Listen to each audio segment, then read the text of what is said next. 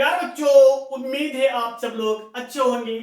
तो इस वीडियो में हम लोग बात करने वाले हैं कोल्लाउस का नियम और उसके अनुप्रयोग। तो बच्चों, क्या होता है कोल्लाउस का नियम, ध्यान से सुनो। अनंत तनुता पर किसी वैद्युत अपघट्ट की मोलर चालकता उस वैद्युत अपघट्ट के धनायन तथा ऋणायन की मोलर चालकता के योग के बराबर होता है। हाँ बच्चों, आपने क्या देखा, जो हमारे पास कोई एक वैद्युत अपघट्ट होता है उसकी मोलर चालकता उस वैद्युत अपघट्ट के धनायन तथा ऋणायन की मोलर चालकता का योगफल होता है। तो बच्चों, इस फार्मूले से समझेंगे। होता है lambda M infinite equal to mu plus lambda plus infinite plus mu minus lambda minus infinite. तो बच्चों, ये फार्मूला होता है हमारे पास, जो कोल्लाउस का नियम होता है, ये उसका फार्मूला होता है।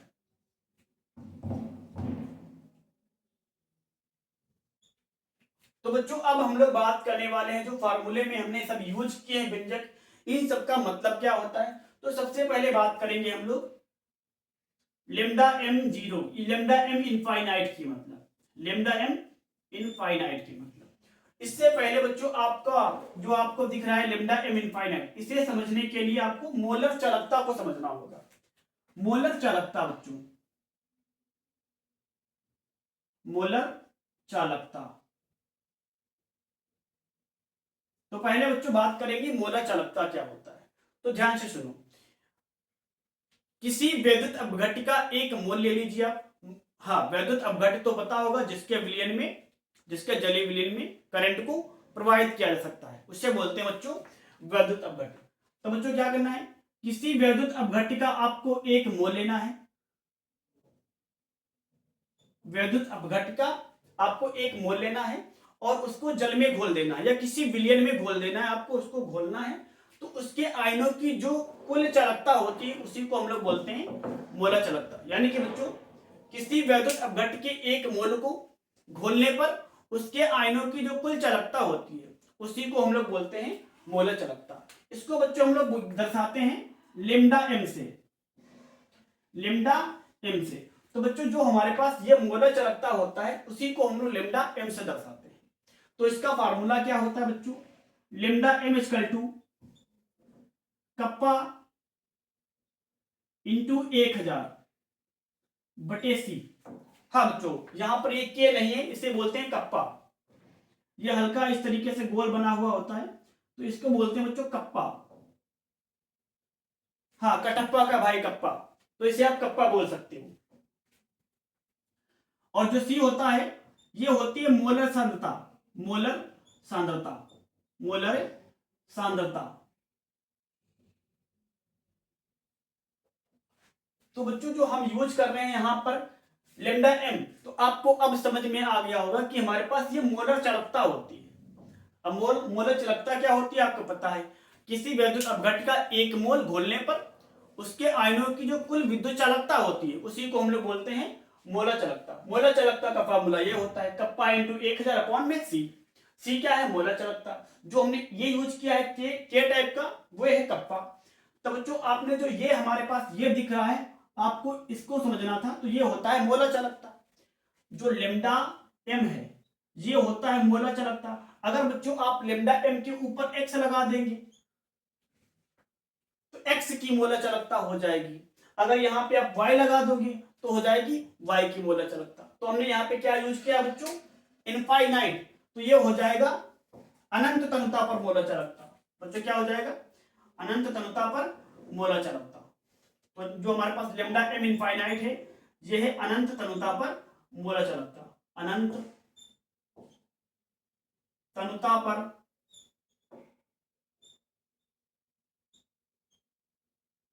मोलर चालकता। हाँ बच्चों, जो हमारे पास ये दिख रहा है कि अनंत तनुता, ये वर्ड क्या है, इसे भी हम लोग अभी बाद में समझेंगे। और हमारे पास जो ये होता है लेमडा प्लस, क्या होता है बच्चों, लेमडा प्लस इनफाइनाइट, ये होता है अनंत तनुता पर धनायन की मोलर चालकता। अनंत तनुता पर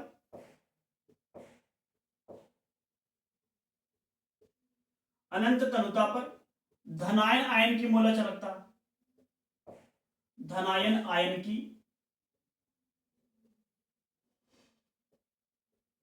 मोलर चालकता,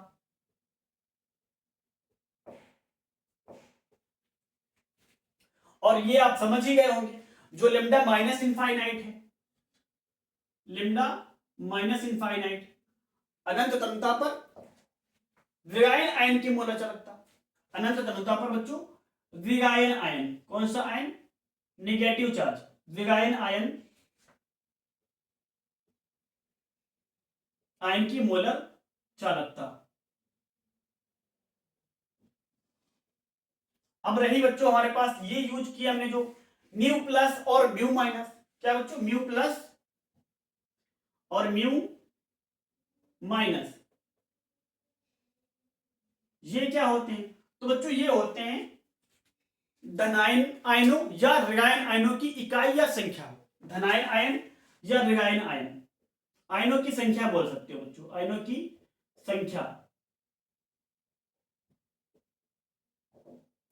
संख्या या इकाई, बच्चों आप इसे बोल सकते हैं धनायन आयनों की संख्या या इकाई, म्यू प्लस और म्यू माइनस। जैसे बच्चों आपने NaCl, अगर आपने NaCl यूज किया होगा तो म्यू प्लस हो जाएगा 1 और म्यू माइनस भी हो जाएगा आपका 1। तो इस तरीके से आपका ये होता है आयनों की संख्या या इकाई। तो उम्मीद है बच्चों आपको ये तो समझ में आया होगा कि हमारे पास जो होता है कोलाउस का नियम, अनंत तनुता पर किसी वैद्युत अपघट की मोलर चालकता धनायनों और ऋणायनों की मोलर चालकताओं का योगफल होता है। और हमने जो यहाँ पे यूज कर रखी है lambda infinite M, mu plus, lambda plus infinite, mu minus, lambda minus infinite, इनका भी मतलब आपको समझ में आया होगा। तो बच्चों अगर आपको वीडियो अच्छा लगा हो तो वीडियो को लाइक कर दो और चैनल को सब्सक्राइब कर दो, और इसमें से अगर आपको कुछ नोट करना हो तो आप उसको नोट कर सकते हैं या आप वीडियो का स्क्रीनशॉट ले सकते हैं।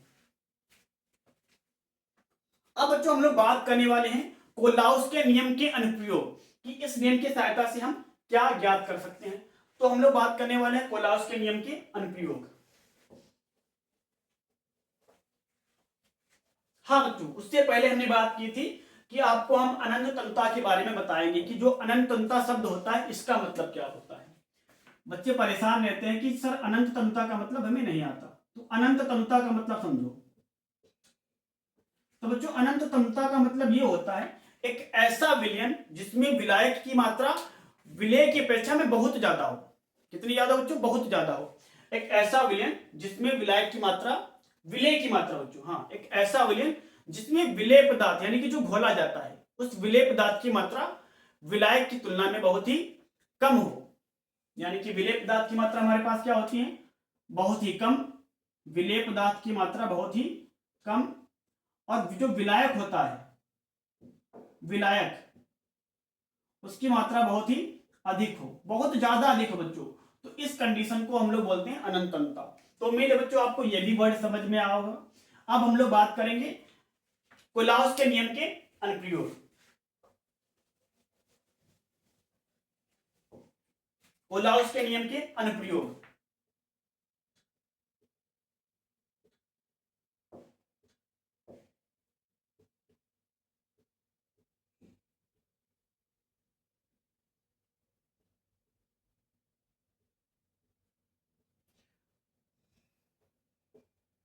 तो बच्चों कोलाउस के नियम के अनुप्रयोग का जो नंबर 1 अनुप्रयोग है आपको तो पता है या पता होगा, जानते होंगे आप, जो हमारे पास दुर्बल वैद्युत अपघट्य होते हैं। कौन से अपघट्य बच्चों, दुर्बल वैद्युत अपघट्य, दुर्बल वैद्युत अपघट्य। वैद्युत को आप इस तरीके से लिख सकते हो वैद्युत अपघट्य, या आप इस तरीके से लिख सकते हो दुर्बल वैद्युत अपघट्य की अनंत तनुता पर मोलर चालकता ज्ञात कर सकते हो। अनंत तनुता पर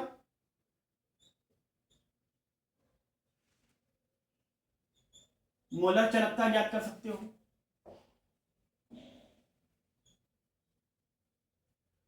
तो बच्चों नंबर 1 उपयोग क्या है, दुर्बल वैद्युत अपघट्य की अनंत तनुता पर मोलर चालकता आप ज्ञात कर सकते हो। दुर्बल वैद्युत अपघट्य की अनंत तनुता पर मोलर चालकता। दूसरा बच्चों उपयोग क्या होता है, दूसरा उपयोग ध्यान से सुनो। दूसरा उपयोग बच्चों ये होता है दुर्बल वैद्युत अपघट्य के वियोजन की मात्रा ज्ञात कर सकते हो। दुर्बल वैद्युत अपघट्य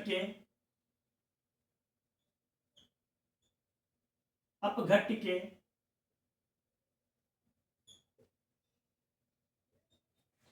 वियोजन की मात्रा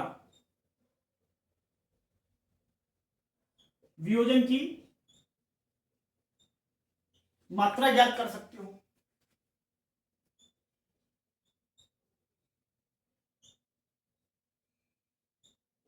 तो बच्चों आपको बता दें कि हमारे पास वियोजन की मात्रा क्या होती है। आपको 10th में पढ़ाया गया होगा फॉर्मूला, वियोजन की मात्रा इक्वल टू वियोजन की मात्रा इक्वल टू आयनों में टूटे हुए अणुओं की संख्या, आयनों में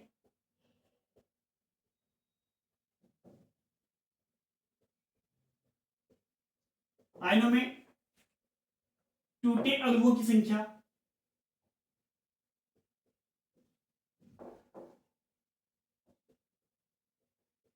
बटे कुल अणुओं की संख्या। बच्चों क्या होता है वियोजन की मात्रा? आयनों में टूटे हुए अणुओं की संख्या अपॉन में कुल अणुओं की संख्या, अपॉन बच्चों कुल अणुओं की संख्या, कुल अणुओं की संख्या।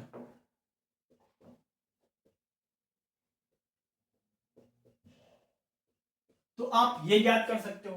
हाँ, आप वियोजन की मात्रा को अल्फा से दर्शाते हैं, वियोजन की मात्रा को आप अल्फा से दर्शाते हो, और आयनों में टूटे हुए संख्या ये सांद्रता पर निर्भर करता है। तो ये होता है बच्चों लेमडा एम सी, यानी कि लेमडा एम सी, सी सांद्रता पर किसी वैद्युत अपघट्य की मोलर चालकता। जहां पर यह होता है लेमडा एम सी, तो सी सांद्रता पर मोलर चालकता, यानी कि बच्चों आप अलग अलग सांद्रता का विलयन यूज कर सकते हैं। तो यहां पर आपकी जो हमारे पास लेमडा एमसी होगा ये अलग अलग हो सकता है। अपान में क्या होता है? अनंत तनुता पर मोलर चालकता, अनंत तनुता पर मोलर चालकता। तो बच्चों ये होता है वियोजन की मात्रा का formula, lambda equal to alpha equal to lambda C upon में लेमडा इनफाइनाइट। इसका मतलब होता है सी सांद्रता पर वैद्युत अपघट्य की मोलर चालकता, और इसका होता है मतलब आपको पता है अनंत तनुता पर वैद्युत अपघट्य की मोलर चालकता। यहाँ पर सी का मतलब क्या है? कोई हमारे पास विलयन अलग अलग सांद्रता का हो सकता है, तो इसकी वैल्यू अलग अलग आ सकती है। तो ये होता है बच्चों इसका फार्मूला। जो नंबर तीसरा यूज है इसका, बच्चों जो तीसरा यूज है पुलाव, हाँ अगर इसको भी नोट करना है तो आप नोट कर सकते हो।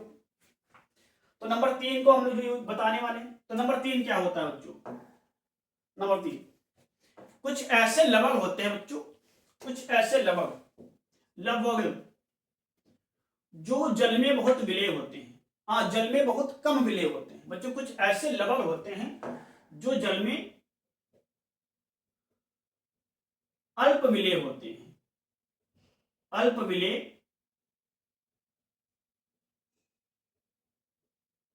विलेय होते हैं।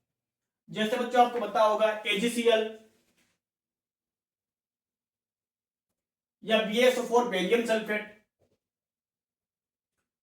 BaSO4 AgCl या BaSO4। तो बच्चों ये एक ऐसे लवण हैं जो जल में बहुत ही कम विलेय हैं। तो ऐसे विलयन की आप मोलर चालकता ज्ञात कर सकते हो कोल्लाउस के नियम की सहायता से।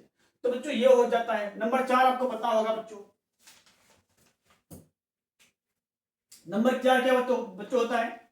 वैद्युत वियोजन, वैद्युत वियोजन का स्थिरांक जो होता है। नंबर 4 होता है वैद्युत वियोजन का स्थिरांक, वैद्युत वियोजन का स्थिरांक। इसकी सहायता से आप दुर्बल वैद्युत अपघट्य का, दुर्बल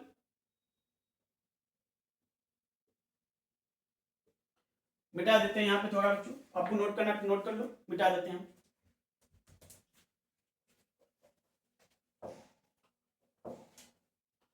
दुर्बल वैद्युत अपघट्य का